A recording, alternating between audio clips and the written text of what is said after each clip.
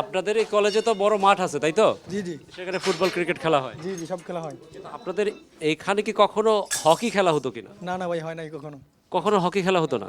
তো হকি খেলা যদি নাই, ফিল্ডে নাই হকি খেলা যদি নাই হবে তাহলে এগুলো আপনারা কি করতেন একটু বলবেন? এগুলো, তবে আমরা নাই তো, যারা ছিল ওরা নিয়েছে। মানে শিক্ষার্থীরাই তো, তারাও তো শিক্ষার্থী।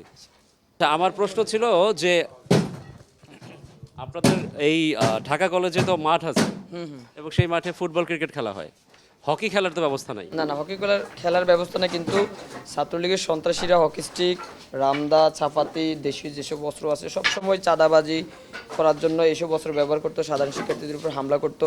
সাধারণ শিক্ষার্থীরা, আমরা তো ক্যাম্পাসেই ঢুকতে পারতাম না, কিন্তু তারা যেই তাদের সন্ত্রাসী কর্মকাণ্ড আছে সেগুলো চালনা করার জন্যই মূলত এই হলগুলোতে তারা এইসব দেশীয় অস্ত্র, রামদা, হকি স্টিক এগুলো নিয়ে রাখতো। এবং হচ্ছে এটা বলা যায় যে যারা ফার্স্ট ইয়ার সেকেন্ড ইয়ার ছিল তাদেরকেও এক ধরনের ভয়ভীতি দেখানোর জন্য তাদের একটা ব্যবস্থা ছিল। অর্থাৎ এটা শরীর চর্চার জন্য কিছু না। না না না, তাই এটা তো? হচ্ছে আঘাত করার একটা। ওকে, পাশাপাশি পাশাপাশি এটা এটা এটা এটা আপনারা দেখতেছেন, এই যে দেশীয় অস্ত্র, এই ঢাকা কলেজের মতো একটা প্রতিষ্ঠানে ছাত্রলীগ 16টা বছর এরকম একটা ব্যবস্থা করে রেখেছিল যেখানে আমাদের হল প্রশাসন নীরব ছিল।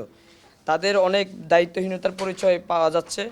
স্যাররা কোনো রকম দায়িত্ব পালন করতে পারে না, কোনো রকম। এখন স্যাররা বলবে যে আমরা বাবা জিম্মি ছিলাম, আমরা আমাদের জায়গা থেকে কিছু করতে পারি নাই।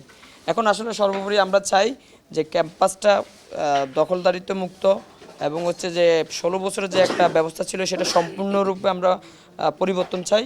এবারে নিট অ্যান্ড ক্লিনভাবে হলগুলোতে শিক্ষার্থীরা থাকবে, কোনো রকম ঝামেলা হবে না।